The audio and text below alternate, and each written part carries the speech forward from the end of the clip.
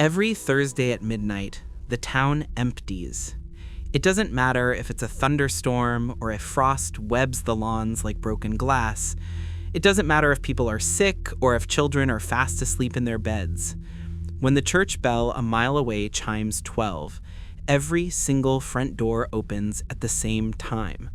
Hinges groan, porch lights click on, shadows spill across perfect lawns, and then they all step outside. I mean everyone. Men in work boots, women in housecoats, teenagers wiping sleep from their eyes, mothers with infants tucked against their shoulders, people you'd think too fragile to even stand in the cold, lined up on the grass like they've been rehearsing it their entire lives. They're silent, still, each facing the same direction, the black stretch of county road where pavement fades into the hills.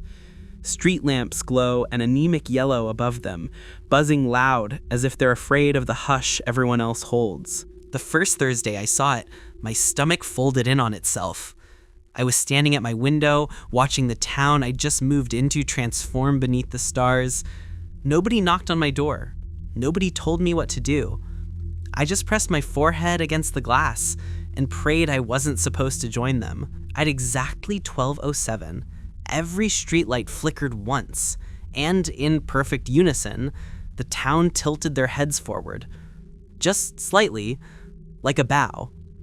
Not reverence, not prayer, recognition. I never slept that night. I watched until they went back inside, until their doors shut again without a word. And for the next week, I told myself I'd imagine it. Sleep deprivation, moving stress, a small-town ritual I didn't understand. But then the next Thursday came, and the night after that. And last night, I was done pretending. I opened my door, and I asked them why. I'd only been in the town for 3 weeks when I noticed how carefully people avoided small talk after sunset. In the daylight, Willow Creek could have been the set of an old postcard. Red brick storefronts, an ice cream parlor that proudly dated back to the 1950s, a hardware shop where the cashier still offered to carry bags to your car, the kind of place people idealize when they talk about moving away from big cities. I moved here for peace, for safety, for the feeling that bad news never quite makes it past the county line. The realtor smiled too brightly when she slid me the keys. "Lovely neighborhood," she said. "They take care of each other here." I thought she just meant cookouts, borrowed sugar, neighborly gossip. I didn't realize it meant something much heavier. The truth revealed itself in passing gestures. Mr. Harker across the street asked what night I planned to take my trash to the curb.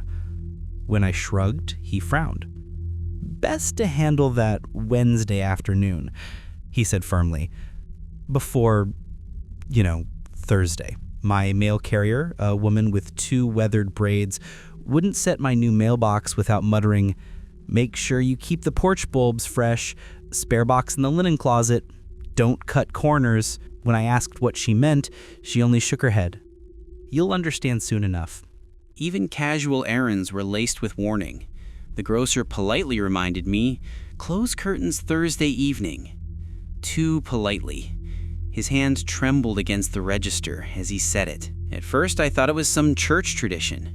Maybe the whole block kept vigil for a local saint or an old memorial. I Googled festivals, charity nights, candlelight rituals, anything that could explain why Thursday came with warning baked into people's tone. Nothing came up. Then came Thursday, midnight. I pressed my face to the window and watched every door open at once. I told myself, fine, small town, strange practices, don't make it bigger than it is. But I couldn't ignore the way my stomach knotted, or the way Mr. Harker's eyes snapped toward my window, like he knew I was still inside while everyone else was standing where they belonged. When the streetlights flickered, I swear, for the first time, I felt the ground move under my feet. Not a tremor, more like breath, as if something larger than the town had just noticed me. The second Thursday, I told myself I'd ignore it. Close the blinds, crank up the TV, and wait out whatever faintly religious thing the neighborhood was up to. Curiosity is the sharpest hook, though, And by 11:55, I was already standing at the window, hands clutching the frame as if I were bracing against the storm. At midnight, right on schedule, every door opened. Not staggered, not casual, but exactly together. Hinges like a choir, bolts sliding with the same rhythm, porch lights flaring pale yellow across the block. The sound echoed strangely, as if the air had known the note beforehand. The people poured out again. Mothers swaying their babies half asleep, teenage sons rubbing their eyes, old couples leaning on canes, all moving without speaking, without hesitation, falling into place on each square of lawn. I squinted through the glass. No one looked happy about it. Their faces wallowed in exhaustion, like they'd already spent the night pretending to sleep and were simply dragging themselves into another kind of work. They fixed their stares down the road again, posture severe, unmoving. I stood there, insane with the temptation to crack the door, to shout, "What are you doing?" My throat tightened, the words nearly escaped, but something in the air pressed against me. The silence wasn't hollow. It throbbed faintly, like static beneath drywall. At exactly 12:07, the streetlights flickered. Same single pulse, and the town dipped their heads together, like they were nodding to something just out of my sight. This time, though, the motion didn't end there. My neighbor, Mr. Harker, held his head bowed 2 seconds longer than the others. His knees buckled slightly, and when he straightened again, his lips weren't sealed. They moved. I couldn't hear what he whispered, but the look on his face was pale with pleading, not prayer, begging. I backed away from the window, chest tight. Suddenly, the whole ritual looked less like homage and more like survival, like a leash. The worst part was the sensation that pricked my spine, the certainty that if I cracked the door even an inch, they'd all turn, in unison, and glare at me for interrupting something weightier than tradition. So I stood in my darkened room until their necks rolled upright again, until they shuffled back indoors like puppets whose strings had been temporarily freed. Back inside, my clock read 12:21. Their doors shut quietly, one after the other. The silence did not leave. It seemed to coil around me, patient. I didn't sleep that night either. The shadows in my walls hummed faintly, keeping me wired awake until morning light finally broke across the blinds. And all I could think was that next Thursday, if I didn't join them, I might be the only one purposely absent. And I wasn't sure this town, or whatever was watching from beyond, would forgive me for it. By the third Thursday, fear had twisted into something worse, anticipation. I couldn't shake the memory of Mr. Harker's lips moving when nobody else dared, begging something unseen. The look on his face was raw enough to keep me pacing my house for days. Curiosity clawed until my stomach soured, until I decided that whatever happened outside those doors, I needed to see it with my own eyes, not through a layer of glass. At 11:50, I killed every light and sat at the edge of my couch, shoes laced, jacket pulled tight. The house itself seemed to pulse faintly, like the drywall was trying to hum through my skin. By the time the clock struck 12, I was already at the front door. I opened it with the rest of them. I swear my hand didn't move.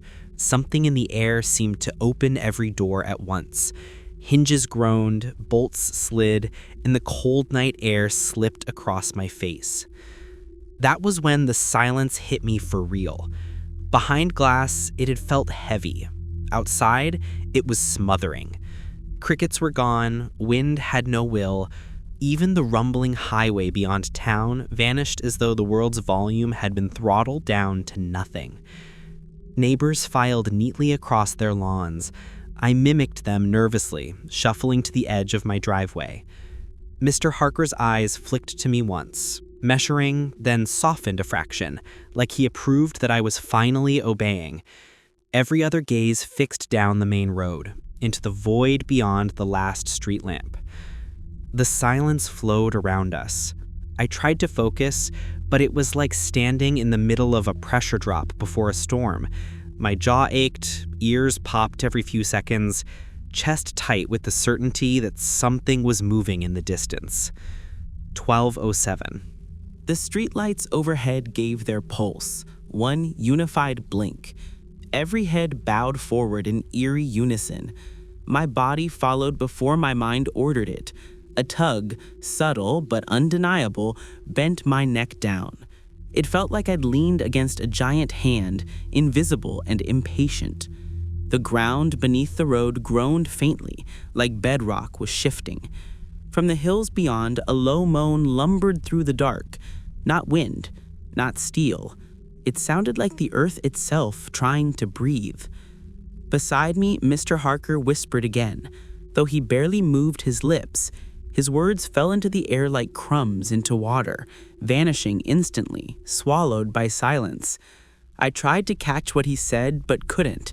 My mind, though, filled the gap with the awful suspicion that maybe he wasn't really speaking English anymore. Maybe he wasn't speaking human. The moment ended as suddenly as it began. Streetlights steadied, heads rolled upright, people shuffled back into their homes, slow but obedient, clutching themselves like damp laundry. No one spoke. No one knocked on my door afterward to explain. But when I shut my own door, the last door on the street, I swear I felt breath behind me. Warm, enormous, sighing through the frame as if disappointed I hadn't bowed soon enough. And for the first time since moving here, I realized that Thursday wasn't ritual for tradition's sake. It was containment. Something bigger than the town was watching, and the people knew exactly what would happen if anyone slipped.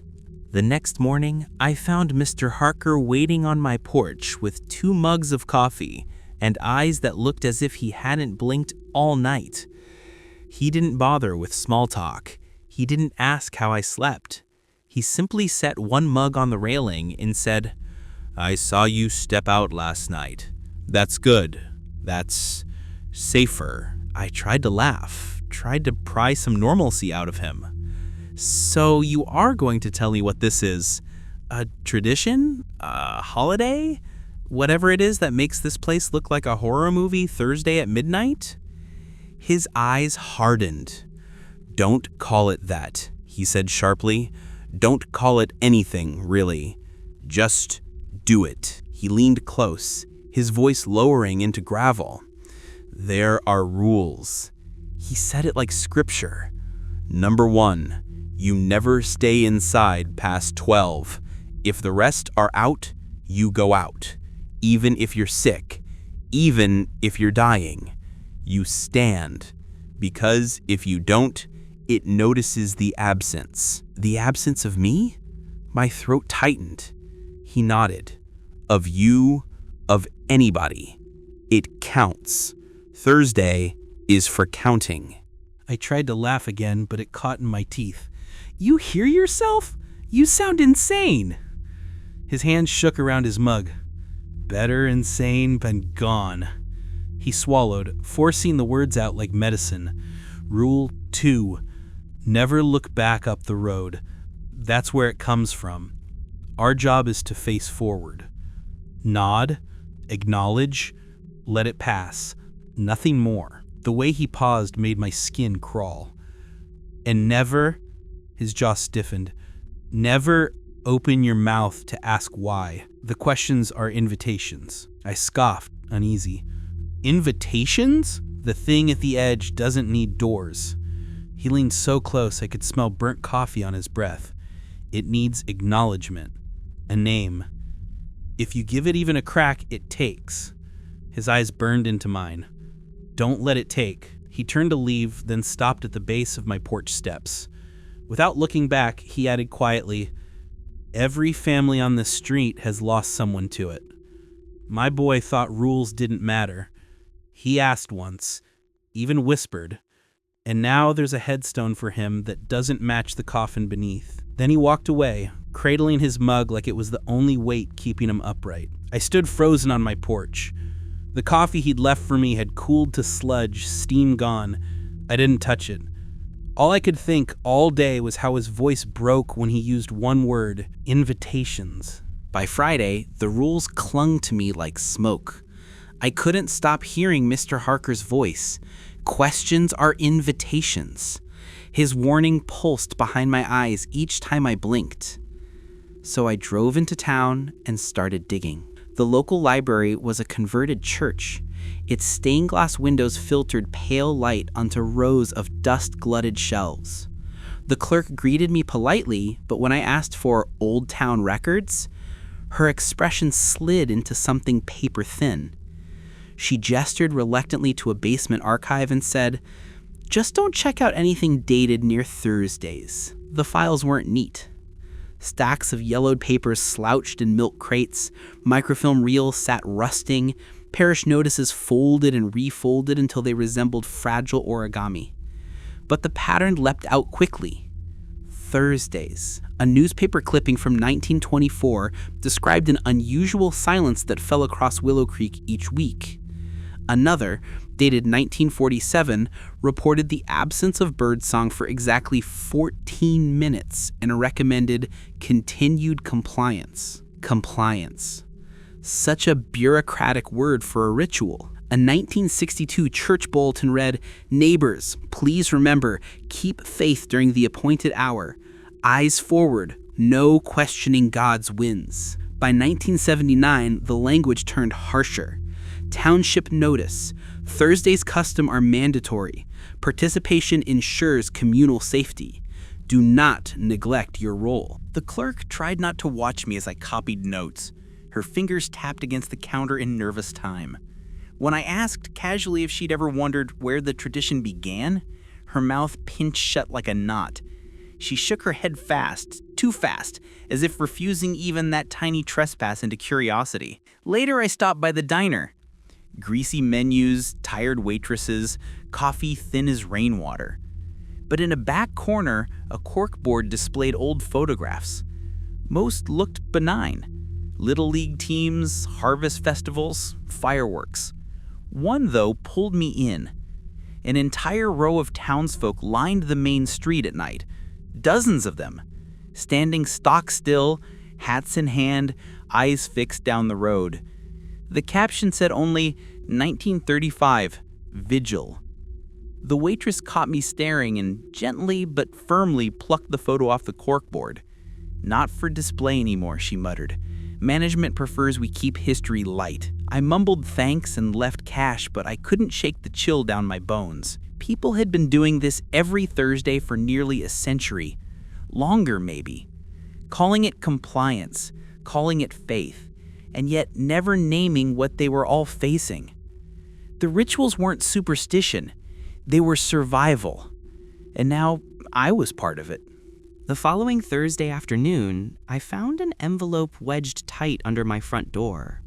No return address, no handwriting on the outside, just my name, blocky and mechanical, like it had been stamped instead of written.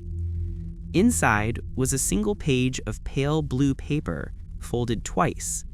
Not official letterhead, not friendly notes, just a list. Community guidelines. Thursday. 1. Open your door promptly at midnight. 2.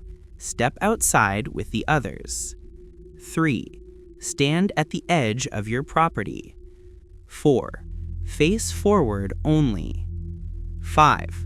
When the streetlights flicker, bow your head until it stabilizes. 6. Do not speak. Do not whisper. 7. Do not attempt to count the time aloud. 8. If you hear your name spoken, do not look for the source. 9. When your neighbors return indoors, follow them. 10. Never, under any circumstance, ask why. At the bottom, in smaller print, a final line. Remember, compliance keeps us safe. My stomach dropped as I scanned the rules again. They weren't meant to be ceremonial. They read like instructions for a drill or an emergency procedure everyone was expected to memorize and carry out flawlessly. I slipped the sheet back into the envelope and checked the street. Nobody visible, no kids on bikes, no dogs being walked. Yet I couldn't shake the certainty that someone was still watching, confirming I'd read it. When I showed the page to Mr. Harker later, his eyes flared and he hissed, "Don't wave it around, burn it. We don't keep them." "Why not?" I asked, testing him, the word why hanging heavy in the air. His jaw tightened. "Because paper remembers, and that thing doesn't need help remembering us." That night, I dreamed of the rules, recited in my own voice, over and over, until it sounded less like compliance and more like a prayer. By the time the next Thursday rolled around, I had read the rule sheet so often I could recite it without glancing. The words chased me through the day. Midnight, stand, bow, silence. 10 commandments etched into the marrow. But repetition breeds rebellion. The more often I mouthed the orders, the more an itch grew in my head. A stubborn splinter. Why? What could possibly demand this kind of obedience? What held hundreds of people upright every Thursday under buzzing streetlights, heads lowered, lips sealed? What monster feeds on bowing silence and not so quiet desperation? I told myself I'd follow the script perfectly. I'd step out, I'd stand in the line of pale-faced neighbors, I'd nod with the rest. But when the flicker came, I'd do one thing different. I'd ask, even quietly, even under my breath, midnight. The doors opened, bodies shuffled. The air fell into that horrific hush where even the insects seemed absent. My heart battered my ribs as I joined the line, shoulder to shoulder with Mr. Harker, our shadows stretched long down the asphalt. At 12:07, the lamps blinked. My neck dropped forward in reflex, hands curled, silence thickened, and I whispered it. Just one word, why? No one turned toward me, but every head shivered as if caught in the same gust of wind. My own voice didn't feel like it belonged to me anymore. It was as though the silence had scooped it up, chewed it, and sent it down the street like bait. Something answered. Not sound, not quite. More like the air bending against my skin. An invisible hand dragging nails down my arms. The ground groaned. The moan I'd only faintly heard before surged, closer, as if some tremendous shape had pivoted its ear toward me. Beside me, Mr. Harker trembled violently. He didn't dare look at me, but his lips moved enough for me to catch the plea. You shouldn't have said that. The silence fractured. A ripple of vibration coursed through the crowd, synchronized like heartbeat. Every neighbor's mouth opened wide, not to scream, but to make a sound my ears couldn't parse. The vibration pushed through my skull anyway, teeth aching, vision stuttering as though someone were rewinding reality a half second behind itself. Then, mercifully, the lamp steadied. People's heads rose. Doors called them home again. The line dissolved, parents tugging kids inside, old women hobbling to thresholds, bodies dispersing with desperate haste. I stumbled back over my own porch, shaking so hard I almost dropped my keys. But I wasn't imagining it.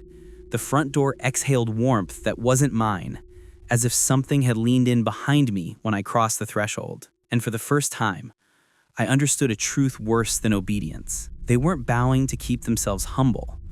They were bowing to keep something focused elsewhere. And I had just reminded it that curiosity meant invocation. I didn't leave the house for 2 days. Not for groceries, not for mail, not even to pull the rule sheet off the fridge. But hiding doesn't buy anything in Willow Creek. The silence seeped under the door, insinuating itself into the tick of my wall clock, curling through the pipes. At night, I heard footsteps on the porch that left no prints in the morning. My name rustled faintly behind the hum of the refrigerator, spoken in a voice that almost, but not quite, belonged to me. On Sunday afternoon, I caved. I walked to Mr. Harker's front door, knocked once. He answered instantly, as if he'd been waiting with his hand already on the knob. His face had gone yellow with dread. You asked, didn't you? I couldn't bring myself to lie. My nod was answer enough. He pushed me inside, bolted the door, and pulled thick curtains across the windows. The living room smelled of old coffee and salt. Chalk lines scored the doorframe. "You need to know what you did," he said. And then he told me. Decades back, longer than any record admitted, the town had been host to something. Soldiers once camped east of here whispered about the Thursday marches. Farmers told their children to cover their ears after dark. When the power grid came to Willow Creek, the ritual crystallized into strict order. Lights on, doors open, silence obeyed. "It doesn't live here," Harker explained, gripping the arms of his chair like railing. "It passes through, every 7 days, just as sure as the moon. If we bow, we're ignored. If we stand still, it doesn't step closer." His voice wavered. "But if anyone asks why, then it knows we're human enough to break. Breaking is interest. Interest invites." "That's insane," I whispered. "You're saying the whole town plays statue just so some thing won't notice us?" His eyes met mine with terrible pity. "No, so it won't take us. Curiosity is worship. It loves worship." I tried to breathe. His words sat like teeth in my ribs. "What happens if it takes someone?" This time he didn't answer. He simply lifted a framed photo off the mantel. A boy, 14 maybe, with Harker's eyes. The dust line around the frame suggested it hadn't been touched in years. "My son asked once," he said hollowly. That was enough. Suddenly, I knew what the careful silences in everyone's face meant. Whole branches of families had been cut out, neatly, without funerals. Questions are invitations. Invitations are sacrifices. And now, I was marked. I stumbled back into the street after, bile in my throat, body weak as paper. The town looked ordinary. Lawnmowers, children chalking shapes on sidewalks, someone grilling hot dogs 3 houses down. Normal at a glance. But every eye that happened to wander to me carried the same shadowed sympathy. They knew. They knew what Harker had just admitted. They knew who had asked, and that night, when I lay in bed staring at my ceiling, the silence gathered until I heard it. My name, whispered from the drywall, in a voice a shade too amused to be mine. Thursday returned faster than it had any right to. Days blurred like the town refused to give me time to think. When midnight came, I already stood by the door, sweat slick on my palms, rule sheet crumpled in one fist as if paper could fend off something older than time. The doors opened again, hinges in choir, porch lights snapping into vigilance. We filed out together, each of us into our squares of grass. But the instant my shoe touched my lawn, I felt it, that subtle angle of every eye. They knew I was the one who had asked. They didn't need to say it. The air groaned around me, heavy with judgment. I tried to hold still. I tried to pretend I was steady as the others, but when the street lamps flickered at 12:07, my head bowed slower, just a second late. And in that second, the silence buckled. Something noticed. The quiet swelled into vibration, rattling my ribs, stealing my breath. From the hills came movement, and this time I saw hints of it. The ground leaning inward, shadows stretching longer than night should allow. Not footsteps, shift marks, like the world was shrugging something vast across its shoulders. All around me, neighbors trembled, lips pressed tight against terror, but their eyes begged me, "Don't move." I failed them. My mouth opened, not to ask why, not again, just to breathe, just to say anything. But the effort alone was enough. The silence bit down on my voice and pulled it out of me like string. I heard myself speaking from beyond the edge of the street. My tone, my phrasing, my voice, only too loud and too late. The thing out there had learned me. The street lamps flared once more, sickly orange, then steadied. But no one stood at ease. They filed back indoors, doors bolting fast, eyes refusing to meet mine. Mr. Harker paused only once and whispered, "It'll follow you now, every week." And he left me to the night. Back inside, my house felt gutted.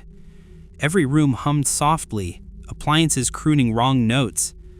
The reflection in the dark window pane grinned a half-beat too late. I sat at my desk and uncrumpled the rule sheet. 10 rules had been printed, but at the bottom, new writing had appeared. Sharp black ink in a hand I knew wasn't mine. Rule 11. When you hear your story told, listen carefully. Pass it on. Make them follow the rules. My stomach iced over. Was I writing it down? Was something else? And then I understood the real tradition. The truth wasn't just about standing outside or bowing in silence. It was about obedience, spreading endlessly, carried mouth to mouth, ear to ear, story to story. Which means you, right now, reading these words, hearing them in your head, you're part of it too. So follow the rules, keep the lights on, stand when the others do, bow when the lamps flicker, and above all, don't ask why, because asking is how it finds you. And if you think you're safe because this is just a story, you're wrong. Stories are invitations. You opened this one. You listened. Now you have one last task.